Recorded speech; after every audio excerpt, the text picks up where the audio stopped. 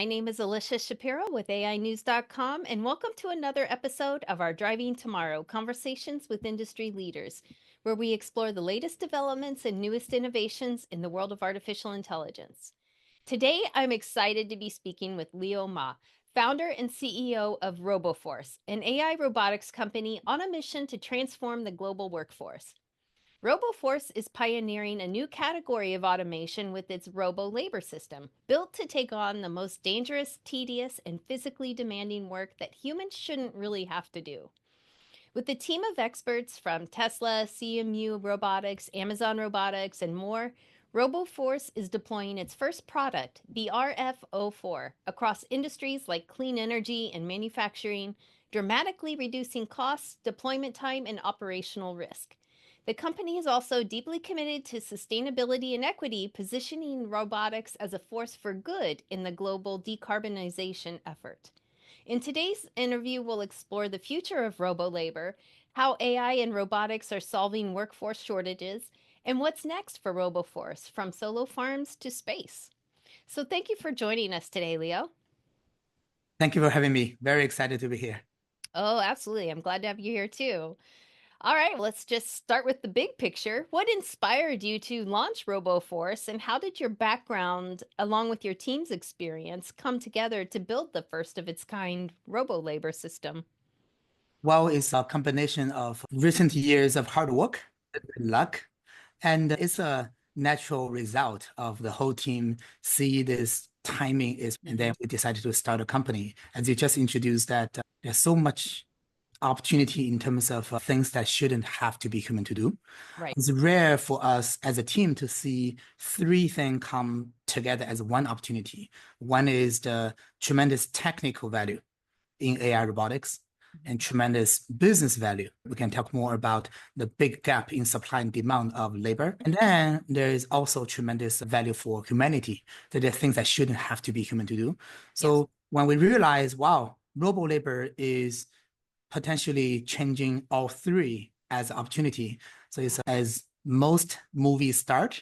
I go visit friends that some know each other for many years and inviting them to RoboForce. That's really how RoboForce gets started. And can you share how your system is helping industries with the clean energy overcome those challenges, especially in areas where maybe the solar farm installation? Yes, sure. Under the hood, the biggest challenge and the opportunity is the gap between the supply and demand in the projects that really require labor to do things. Yeah. Long story short, according to the data that we collected, the labor shortage is killing the timeline of projects and also killing the project profit of the business. In 2024 and 2023, about 40% of projects that got delayed or canceled only due to labor shortage in solar industry, and then all other industries are similar. RoboForce is providing the world's most advanced robo-labor that is capable of doing 5 key things that we imagine about what a robo-labor should do. Mobility, it will move itself, understand the environment and move itself. That's number one. Mobility.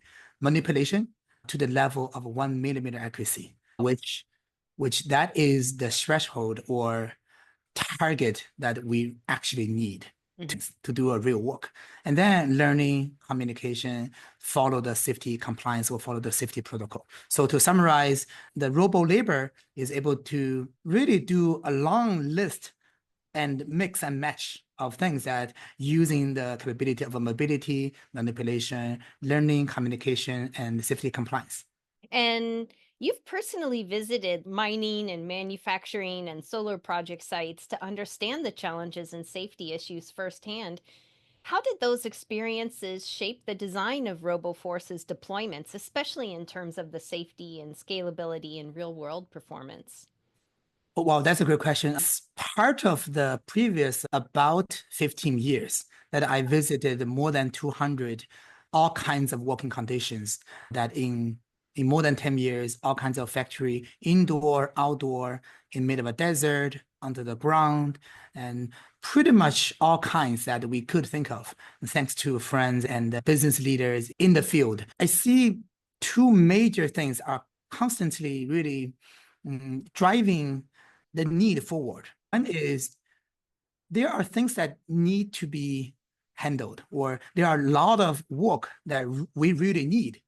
Yeah. I put it in a simple way that we need work being done in the long list of environment and across different industries. So manufacturing, mining, and the solar and space, and there's a long list. Okay. Yeah. So in short, we do need them. Number one. The second part is, in my experience, that when I visited the site that is under the ground, that oxygen, temperature, noise, and then there's a different list of conditions and factors. It's just not the environment that have to be human to do. On one side, we do need them. On the other side, when I visit places that are extremely hot, extremely cold, under the ground, or in other conditions that shouldn't have to be human, that is really determined that we will build a RoboForce.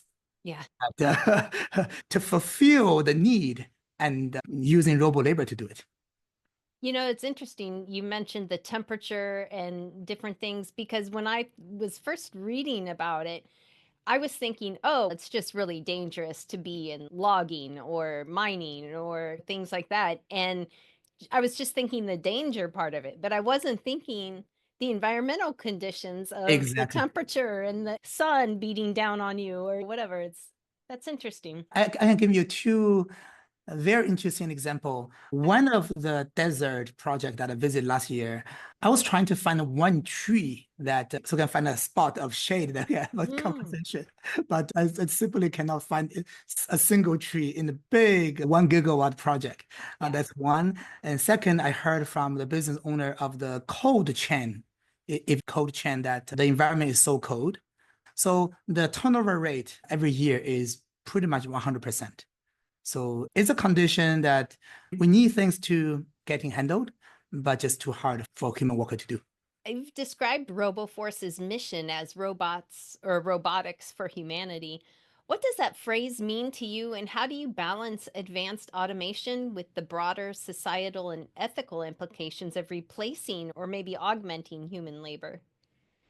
I believe is beyond what's on the surface. If we take one step back or one step forward, it's an exciting time. And in terms of the generation, I think we're very lucky. So with the breakthrough in AI and robotics, a lot of things and even ideas back in the day was in movies and was regarded as a dream. Now we got an opportunity to really work on it. From the angle of what the human civilization will need, again, take one step back or forward.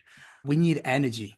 So one key source of the energy is from the sun. That's why Robo-Labor, to enable the significant projects in solar, is one of the key target that for RoboForce, that we need energy on the Earth or on the moon or the Mars, right? Yeah. So I think number one critical for us to do anything is energy. Second, we need the natural resources. That's why mining is also an important factor that when we are thinking about building RoboForce. Mining is a typical environment. There are a list of things that shouldn't have to be human to work on it. So now there's a lot of advanced machine in the industry already, but still the human part is expensive, dangerous, that force demanding, repetitive, and so on. So natural resources that is important. And the third is think about advanced manufacturing. The gap of the skilled labor is one of the biggest challenge, as we just mentioned, that killing the timeline is killing the profit of the business. And beyond that, we pretty much covered energy that we need, natural resources that we need, and enable the projects in advanced manufacturing. All those are very practical pair of cost and value. In terms of what do we see, Robo-Labor could be a significant enabler for that at scale. And if we pair that with the value of building advanced technology for social good, that there are things that shouldn't have to be human to do, that with advanced technology, we can do that in a much faster, scalable way. So I think that is under the hood, robotic for humanity. I know a lot of people are probably thinking AI and robots, they're going to take my job and all that. But I would think they would like to get out of that dangerous situation and maybe learn some new skills, you think? What would be some approach to be able to say, oh, don't worry about it taking your job. It's going to help do this. From the angle of providing the robo-labor to enable projects, we are very sure that this is just significant enabler. All the data that we collected in the market, end of day is two pairs of, end of day, that is the cost and the value and the supply and the demand. So if you look at the cost of having or have to have human labor in the project that we are focusing on, the cost is very high. Not only the cost, the all-in cost of the human labor itself, but also if you are considering the cost of the potential risk, the cost of training, a cost of recruiting with the turnover rate. And there's a long list of costs associated with that. So making the cost very high. And the value is very high in the first place. So if we do have robo-labor as RoboForce is building, we have much lower cost, well-managed, recruiting-free, management-free, training-free of the robo-labor with the good pair of cost and value. We do think that is a no-brainer, okay? And that's a cost side. From the supply and demand side, you're right. So that's very simple. If any one of us go visit the projects, go visit the environment, that's, as I mentioned, I visited more than 200 of them, it's simply the places that shouldn't have to be human to do. Back in the day, just not allowing technology ready back in the day. Now we do believe, as we are working on it today, so as robo-labor is becoming available, that will, again, would become a no-brainer to fulfill the demand. Yeah, so it's not so much about replacing jobs with robots. It's more about protecting humans from and these enable, dangers. yeah, and enable projects. Yeah, because that to me, I think is the compelling answer for that, because I know everybody's afraid of AI taking their jobs, but when you, like you said, if you actually go visit those sites and see how the conditions are physically demanding and physically dangerous to all these humans, we want to protect the humans. So it makes more sense to, yeah, I agree with you on that. It's no brainer. And I kind of want to talk about your RFO4 system now. What makes that system so unique, and how does its five core capabilities, like you were mentioning before, the mobility, manipulation, learning, communication, and safety compliance, how do they all work together to deliver the human level or greater performance? The advantage we're building is a systematic rethinking and redesign of what a robo-labor in the target we just described should be good at. So under the hood, first of all, it is full environments, full scenarios capable, meaning outdoor and indoor. So it's not a robot that only can work inside the room with constant environment. It is getting ready for the outdoor, challenging, dynamic environment, thanks to the previous years of a technology breakthrough regarding sensors, technology, method, and self-driving long story short, right? So number one is outdoor and indoor capable. Second, it is a precise and strong robot. So precision-wise, RoboForce is proudly leading in the domain that is achieving 1 millimeter level of accuracy for manipulation. Therefore, a lot of hard work that require that fine motor level of skill is becoming a reality. There's a long list of work that once the robot reaches the level of accuracy, it is doable. It is strong and precise. And also it is evolving and efficient, meaning it's learning from the experience it is collecting, experience meaning the data. And the data efficiency and training efficiency is also important and also an advantage that we are building. Outdoor, indoor capable, precise, strong, and efficient and evolving robot that typically we're aiming at 3x or even more efficient than a typical human labor. Again, given it's a shortage already, And then we are ramping up the efficiency comparing to human and the multiples of human. So that is under the hood, the technical advantage that we're building, and we are multiple steps forward as we're deploying that in this year. I love that it also learns from the experience, like you said, the data, because I imagine that's how it would set itself apart, instead of just like the robots who put cars together or whatever. It's like they're just moving, here it is. But your system seems to be, like you said, more precise. It learns, it just knows a little bit more about things, I would imagine. And RoboForce, like we were just talking about, claims up to 66% cost of savings and 90% time savings and 90% reductions in uncertainty scenarios. So, how are your clients measuring the return on investment, and what's been the most surprising outcome since deploying your systems in the field? It is very straightforward. We're looking at starting with only 1/3 of the total cost of the all-in cost when we calculating comparing to the human labor. Again, is the all-in cost. Starting with 1/3, and we only charge by the actual work being done. Is a robotic as a service model. And we're also open to other alternatives if the major partner or customer have their preference. So other than that, as we just mentioned, is significantly saving time, people, money as the foundation. Important, it is training free, management free, recruiting free. Each and all of the RoboForce system is a top performer, given the constant top performing capability. Is a matter of downloading and refreshing the most dated model. Right. So that is the angle. How do we look at the introducing significant benefit to the business owner and the key partner, key customer?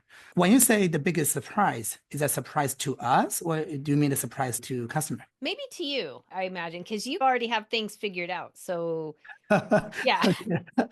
Okay. The biggest surprise to us is that yes, we have the initial anticipation and we have the initial plan, but the demand across the globe getting inbound to RoboForce is much higher than we initially thought. Yeah. We are starting with our beachhead as our application in solar, in mid of a desert, contributing to build ultra-scale solar center with the pick and place and bolts and nuts installed in the panel to start with.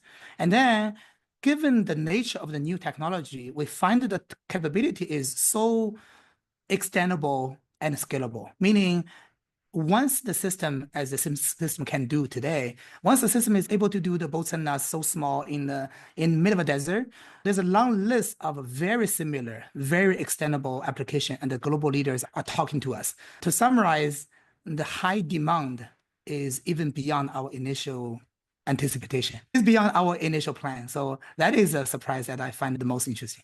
Yeah, that is. That's great though, because you can't argue with that return on investment that we were just talking about, saving you money and time. It's hard to argue with that. Yeah, the biggest factor is still the availability, number one. Once it is available, compare that is actually a second step, right? Okay, So when we're talking to the global leader in their own domain, the number one challenge they are having is simply not available or not sufficient available labor for them. So RoboForce as something available that is primary, and then yes, is a no-brainer in terms of a cost. And I know you spoke at CES when you were interviewed by Yahoo Finance about the rise of AI robotics. So that's exciting. Congratulations. But there's been a lot of buzz about this being the ChatGPT moment for robotics. What's your take on that? And how does RoboForce's market entry reflect that shift? First of all, I do share the same understanding and share the same picture as the industry leader, Jason Wang, that pointed as the AI robotic technology overall is giving us a significant boost across all the domains that we may think about. The ChatGPT moment is, technically speaking, we think is a natural result when we have quantitative progress to the point there's a line to qualitative change. right? The given GPU, for example, the computation power increased more than 1,000 times in recent 8 or 9 years. The sensors technology that we're using is significantly better from only available in the most advanced laboratory to widely available in the market. If we are familiar with the industry, self-driving technology is becoming more and more ready and available. We see the Waymo cars that are driving in San Francisco. I just took one that the experience is very good. Good. There's a long list. The recent 5 to 10 years, all those very valuable quantitative progress is changing the whole industry forward. So the qualitative point is getting close. That's what's under the hood. I'm looking at the moment itself is just a mark, and the effort before that and the significant change that we're going to apply at scale is after. So that indeed exciting time for not only for RoboForce, but also for the whole industry. Oh, yeah, for sure. And looking ahead, what future trends in robotics are you most excited about? And how do you see Robo-Labor meeting those challenges? We believe in RoboForce, we believe real work starting with an expert, meaning given the high level of interest in the market, go quickly deliver a list or one domain of domain expertise that is providing the real work, we believe is the key of the current trend. Having 25 of different things to 52% of level of completion is not as valuable as what we believe, and go focus in one or two domains, starting with one, be successful and deliver the real work, and have that extended to the second and the third. So I think the trend is going towards more and more practical business value with a clean go-to-market and deliver a real work to the expert level and then extend to others. Yeah, that makes sense. And for anyone who's just starting out in AI robotics, especially those who are drawn to mission-driven innovation like yours, what advice would you give them for building something that drives both progress and purpose? That's a good question.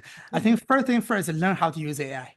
Yes. It's a year of using advanced, very friendly, efficient, powerful AI tools. So I find it very interesting to see the friends and our current member are super good at using all kinds of AI tools. That I think is number one, be friend and be efficient in using all the AI tools that even for our session today that I use multiple AI agents to prepare. Nice. That is a must-have in our domain. That's number one. Second is to have a very open mind and open heart. The technology is evolving so quick. End of the day is how we can learn new things and be ready and be open-minded for new things. So Robo-Labor, for example, is getting quickly available and quickly going to the market as we're doing now. And the third is friends are critical. I think given the current interview experience that we have, RoboForce is attracting the very best global talent in the world. A lot of them are from referral, strong referral. So in this new field, if you are in this domain, that learn from friends and learn from the ones that we look up to, that will be of tremendous value. So I think now is more soft skill driving the efficiency of using all the tools. The time of locking ourselves in the library and looking to physical books is gone and gone forever. So it's a new time. Yeah. Yeah. I love that. That's great advice. And before we wrap up, I always love to ask, when you do step away from your work, what are some activities or hobbies that you're passionate about? A lot of sports and swimming, actually a long list. Swimming, basketball, and our team have a very good habit altogether with all kinds of sports. And also not only sports and music and gaming. So, well, of all of them, my heart is really building AI robotics. It's very interesting to build a robot that can do real work. A lot of interesting things to do, and we're so limited by the only 24 hours of a day. Yes, I agree. Yep. Thank you so much, Leo, for joining us and sharing your vision with Robo-Labor and the incredible work that RoboForce is doing to reshape the future of automation. It's really been fascinating to learn how you and your team are solving the real world problems with AI and robotics. So I really appreciate your time and perspective today. Thank you for having me. Yeah. And if you'd like to learn more about RoboForce, you can visit their website at roboforce.ai. Keeping you connected to tomorrow. Today, this is Alicia with AInews.com.